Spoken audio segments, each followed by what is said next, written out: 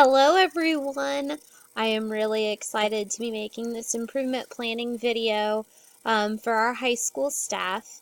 As you all know, I'm Carl Don Stover, was the ag teacher, but I've now moved up to the assistant principal position at Ellsworth High School. This video is to help get your brain started on how we can improve this school year. The first PDC meeting, we're going to discuss your feedback and see what the staff thinks our Bearcat future needs. So first of all, I want to welcome you to the 2019-2020 school year. It's going to be here before you know it. One of our biggest goals is we want to improve as a staff, school, and see our students achieve high standards this year. We are really going to be concentrating on school improvement, and we're going to be looking at who we are as a school, how do we do business, where we are currently, why we're here and what is our purpose, and where we want to be, and what gaps are preventing us from being there, and how can we reach our goals and implement new ideas, and finally, how do we evaluate our growth in our school? So let's get started with this short summer video clip so you can grind your gears over summer break, and we can have some great conversations when we get back. So who are we? Well, hopefully you are just as proud and excited of our school system as I am, since you work here. So we're Ellsworth High School, and we are in the Ellsworth County community, which is made up of Ellsworth, Kannapolis, and Geneseo.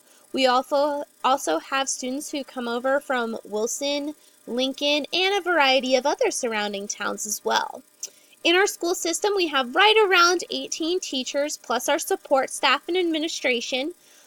In the school last year, we had 272 students, grades 7 through 12s, and we are accredited Title I school. For those of you who don't know, actually our change of female to male ratio has changed a lot over the last 5 years. Right now, we're about 52.57% female and 47.43% male, versus about 5 years ago, we were closer to that 55% males, and then of course the females made up the rest of that percentage. Our dropout percentage of this last year was 0.7%. We have an attendance rate of 96.1%. This has went up, so I am super proud of us for making attendance a big part in our growth process the last couple years with our KESA. Graduation rate is about 96.71%. And I think the more important thing, besides all these numbers, is that we're offering an excellent assortment of athletics, clubs, organizations, music, and a lot of community service items for our students to get involved in. Because in the end, that's really what's important, getting them involved, getting them active. So let's keep on going. How do we do business? So we're a small town culture. Typically most of us have small class sizes. But let's review this best by looking at some of our student survey results from last year. So as you guys can see, you did get this in an email from Principal Winholtz. And we can actually see that most of our students actually feel they're in a good school system. They're happy with our school. They feel like they have someone to go to, a mentor per se. About 95% of our students are either strongly agree, or are neutral, which are all in the good category. We had very few disagree or strongly disagree. I think one of the biggest things that we can kind of see is that a lot of our students feel like they have hope here. They think they're going to graduate from Ellsworth High School with about 78% thinking strongly agree on this. They think they are adequately supplied with career opportunities, that they have an opportunity to learn life skills from us, that they're involved in at least one activity. They do feel like an adult does care about them and that they're in a safe environment. Now, there are some areas that we could definitely be improving on with our student survey, that students feel like they need to know more certification opportunities, more college opportunities. They want to feel more accepted by other students at Ellsworth Junior Senior High School. So there's plenty of places to grow. Also, where we are now, I think this is just another good thing we need to look at. ACT scores is a big portion of, kind of what our driving force. A lot of our colleges right now are wanting a high ACT score if they're wanting getting into K-State, Fort Hays. They're really striving for a 21 or higher. Our junior colleges are about at that 18 ACT, accepting students in. With increasing numbers of students wanting to go to college, this is becoming very important. Also, our scholarship level students, their ACT is going to be a big driver for how much scholarship dollars they have. So we can really see that we're kind of bouncing in between the 20 and 25 area. Most of the time we're averaging about a 21 on our ACT, depending on the year.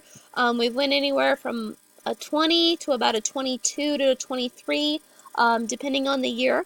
We can see that most years that we are above the state average. We did have in 2016, we did drop below the state average. And a lot of years we're just hovering right around there.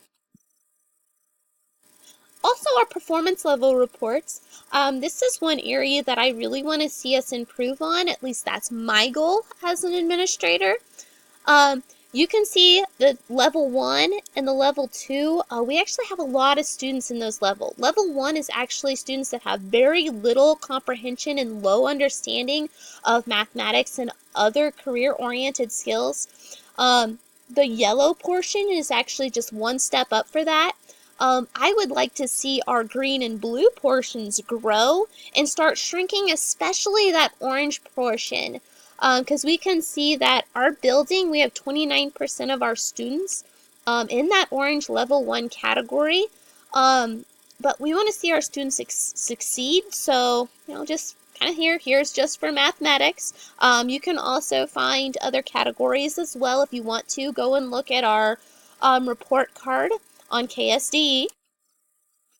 So where are we now? I don't want you guys to forget all the non-tested school success we've had. Our tennis team, we're regional champions. We had multiple students who were in the state runnings and in the top 10. Our mathletes were very competitive on a state level. Our forensics team, we had our first state champions for multiple years. Our FFA was also state champions this year in the national chapter. Our softball was regional runners-up. Our cross-country kids, I believe, was regional runners-up. Our scholarships awarded to last year's seniors was extremely impressive. So we have a lot of stuff going for us, but there's always room for improvement, and that's the things we're going to be working on. So why do we exist? Some of you, if you haven't seen our mission statement, you need to go and read it. It's on our USD 327 website. We want to be an educational environment which we will allow students to have possible personal character development, and we want to challenge our students in the school and demand success for them. Hey, so excellent mission, but how can we work with this mission and how can we better our school? So why do we exist here? I want you to think about why you exist here at USD 327, the Ellsworth High School. What's your calling as a teacher? Why do you enjoy teaching young people? What is your mission? Hey, come prepared to talk about this at our first PDC. I'm really interested what you guys have to say. Next, where do we want to be? How do we want to see our school grow over the next year, the next 5 years?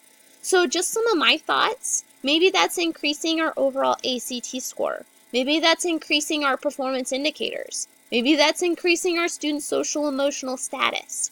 Hey, I have a little assignment for you guys. It's not too difficult, but I want you to write down 3 of your top goals and email them to me by August 1st. If you don't, I will hunt you down. I can find you. Next up, what are those gaps? What is preventing us right now from reaching those goals that you thought of? Are they the lack of reading comprehension?